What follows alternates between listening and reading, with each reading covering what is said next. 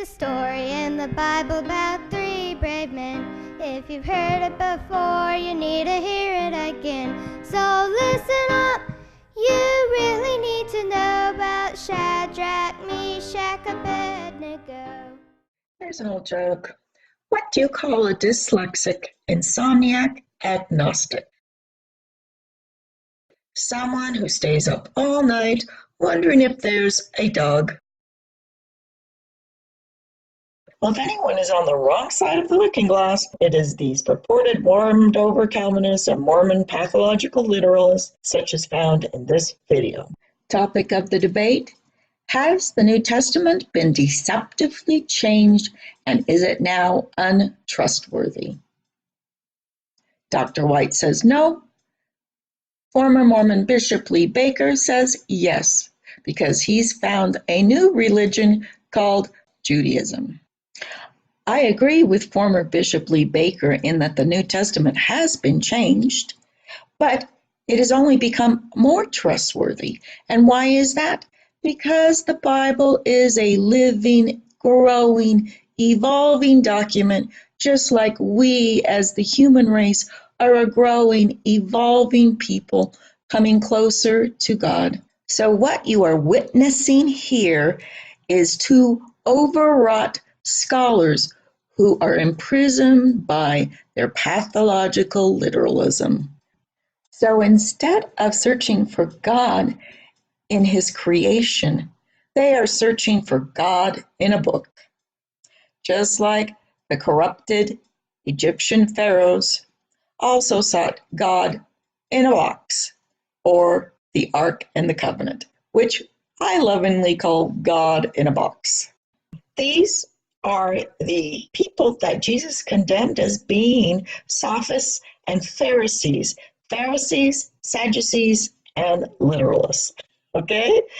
They are trying to figure out just how many angels can dance on the head of a pin, or if a camel can really squeeze through the eye of a needle. Literalists, they're so annoying and grating on the nerves, like nails on a chalkboard. So let's begin our own Bible study, just like adults should study the Bible. First, the Bible was never meant to be a literal history of anything, unless that thing in history is the earth traveling around the solar system. Yes, the Bible is a calendar. This fact I will be addressing later, but just a reminder, on all the floors and ceilings of every ancient temple, monastery, including the Vatican, Herod's temple, you're going to find a zodiac. Yes, religion was invented to document the ages of the earth as it travels the night sky, and this was a calendaring system in order to disclose when the next cataclysm or battle earth was going to happen. This is called millennialism, and it is based on the precession of the equinoxes, or the expected catalysm that occurs, that shakes the earth to its knees every 26,000 years. The Vatican knows this. The Jewish scholars know this. Calvinists even knew this, because even Brigham Young was predicting the ends of the earth. He emphatically states the earth wasn't created in 7 days or 7,000 years or maybe 700 million years. These are just ages of earth changes and ages of man. Therefore, if you're taking the Bible literally, you're far less progressive than Brigham Young, and he was an ignominious tyrant. Each new prophet that appears always spouts off the same predictions, that the end of the earth is near and that he is the new Messiah. Now, this multi-dimensional map of the earth's traveling around the solar system in a calendar is even encoded into our brains as humans. So it is easy to explain why millennialism is in our DNA, that there have been so many insane zealot prophets throughout the ages who, just with a little nudging of the right military psychologist, can go off the deep end, And like we saw in Heaven's Gate, both kill themselves in anticipation of the ends of the earth. Let's go back to how a real adult should study the Bible. Now, we know that the Bible is written in allegory, parables, and even mathematical codes, such as 7 times 70, every 40 years in the desert, 40 days and 40 nights in the ark.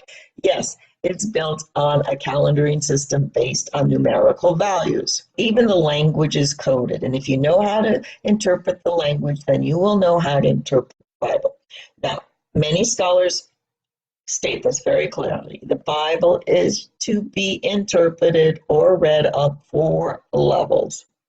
The literal stories we teach to children, and if you cling on to these literal stories like Mr. NSA man Lee Baker, then you're still a child. Okay? Then there's the allegorical or the morality play, which is like the prodigal son. Jesus taught an allegory, which are morality plays to teach the adult lay person what are good ethics, how you should treat each other, what kind of business ethics you should have. That is the morality play of the allegory. Then, as the priests think they know, there is the mystical, or we call this the magician priestcraft, the magician priestcraft, which is raising people from the dead, collecting interest fees like tithing into heaven, yes, and demonology, calling out evil spirits, etc., etc. These are the hucksters. But there is a mystical component of the Bible which should be read in its totality, which does convey a lot of mystical, magical qualities. But what is magic? As one person said, magic is just a significant scientific technology in advance that it appears to the uneducated to be magic. And that's where the science of the Bible just shines. And this scientific data has been studied, gathered, and followed by the unseen hand of power, or the unseen adepts and experts, which none of us know exist because they are unseen. You know their names, like I tell my children. If you know their names, like the Pope, we know the Pope's name, we know Soros's name, we know all the big Goldman Sachs names. You know their names, they're not in charge. You can take this to the bank. You know their name, they're not in charge. I'm just going to give you a brief outline of some of the terminology in the Bible that you need to be understanding what it means in regard to the 26,000 year calendar of the earth and the solar system and the universe. Okay, human. There's 2 parts of that. That's man of hue or man of color. Now, the Jews were told when they were destroyed by Ramses and driven out of North Egypt or Northern Africa, that when they were driven into the desert and they were starving and poor, captors or their conquerors told them, the priests were sent in and they told them, oh, you were destroyed or conquered because you fell from God, but it's actually your conqueror who is the evil one. You see those Egyptians that have dark skin? They're the fallen man or the human. Human equals fallen man. So you've got to find out in the Bible when they say man, they're meaning the white man or the man that fell from heaven onto earth. And human are all the people of color that when the man who has no color crawled out of his cave in the Tibet, someplace we know Hitler was looking for this Superman out of Tibet, and of course the Vikings or the Vikings, which means five-fingered man, is the new man, the hue man. Anyway, so the people in Savannah need melanin in their skin to protect them from the sun. The cave dwellers, the Tibetans who came out of the Caucasus Mountains, they didn't need as much melanin, so they are of a lighter skin with light blue eyes, because if you live in a cave, you need light blue eyes in order to see in the twilight of the cave environment. Now, I can go into greater detail of this. I mean, there's just so much packed into the Bible. It's impossible within the short introduction to get through it all. It's going to sound quite irreverent between the races, but this is the 19th century religion. It was based on racial qualities. That's why Mormonism would not allow blacks to have the priesthood for so many years, because they believed the racial quality equaled righteousness. And why wouldn't they? That's how they were taught the Book of Mormon. That's how the Jews are taught the Bible. It's racial quality or bloodline that determines God's people. I'm here to tell you that is not correct. Okay, it's based on so much more than that. One of it is actually doing your studies. Okay, doing your homework, as a mythologist once said. If you don't do your homework, this is all going to go over your head. And you can't listen to the experts, because the experts, like the Mr. Lee Bakers and that Calvinist guy, they've been taught just a thin slice of it. I mean, you got to travel, number one, to Egypt if you're going to be an expert in Egypt. And then you've got to listen to the Egyptian guides, right? They are university trained, and they will tell all these U.S. scholars and all of these U.S. reported Egyptian scholars exactly where they're wrong. And what you're going to find out is most cultures admit to this fact, and I've had even Mexican guides admit to this. Mexico is a matriarchy. When I was over in Egypt, I was told in no uncertain terms by my Islamic guide that ancient Egypt was a matriarchy. It was run by temple priestesses. In fact, you could not be a male priest. There was no such thing. Males were for the military or for some political value. Other than that, the society was run by the female priestesses, who were astronomers. They told the agricultural community when to plant, when to harvest, based on the movement of the sun and stars in the sky. And this was global. This was knowledge that was global, that as a result of, oh my goodness, that whoever came out of, my guide called them the Mongolians that invaded Egypt and destroyed it. Might have been the Mongolians. We know Genghis Khan supposedly sired 25% of all males. His Y DNA shows up in every male alive today, 25% of them. Anyway, they're called the super wives. But these were the super wives that loved war, slaughter, genocide. And it's taken us 2,500 years to get rid of that super duper Y. We still have remnants of it in the military, and it comes in small packages. If you notice, most generals are short. Okay, it's the short man Napoleonic syndrome. We need the gentle giants, right? Let's get these gentle giants in charge. Now let's return to the annoying interfaith debates between two scholars. Proposition: the New Testament has been deceptively changed and is untrustworthy. That is the former Lee Baker, former LDS bishop, and former evangelical. Now, look at the word evangelical. What does that mean? That means to eviscerate the angels out of people. Evangelicalism is to take the angels out of people and to replace them with demons. You don't believe me? Spell demons backwards. Monads, the monotheistic, monochromosomal God King. All right, that's what the demon is to put the demon in someone, is to instill the monochromosomal, monotheistic, warring God. All right, I mean, you just look at the words and their etymologies, and you find out so much information. And even you saintedness out there, Aleister Crowley is your prophet. He even says, reverse your speech and you will know the truth. But anyway, so, and they call James White, he is what you call a warmed over Calvinist. Long irrelevant, but still touting the same old philosophy of John Calvin, who was a sadist, okay? And he was basically the concept that there are only a few elect born who are going to be saved. This is the Jehovah Witness or whoever believes, Seventh-day Adventists, that only 250,000 people are going to make it to heaven. Those are the elect. No, all of these are symbols to discover the truth if you just know how to read, shall I say it, the tea leaves. Anyway, James White is the director of the Alpha and Omega, two terms right out of physics. The Alpha, which is the beginning, the Omega, which is the ending. And that means the Alpha and Omega means one rotation of the Earth around the solar system, or every 26,000 years. Boop, a new age begins. Like when the moon is in the seventh house, or whatever it says, and Jupiter aligns with Mars. Okay, if you so desire. But I am going to just allege, as far as my observation, Lee Baker and Dr. James White are neither Christian or Jewish in the ancient classical sense of the early Christian church, which was ruled over by women and whose central symbol was the holy meal of the Egyptian harvest.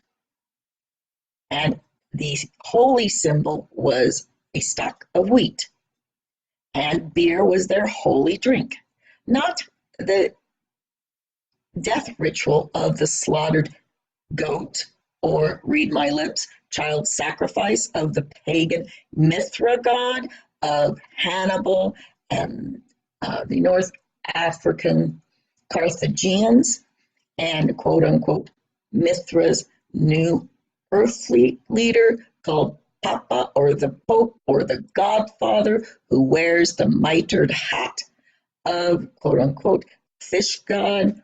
That's why they identify their symbol with the fishes. Okay. I mean, we're really going backwards in time.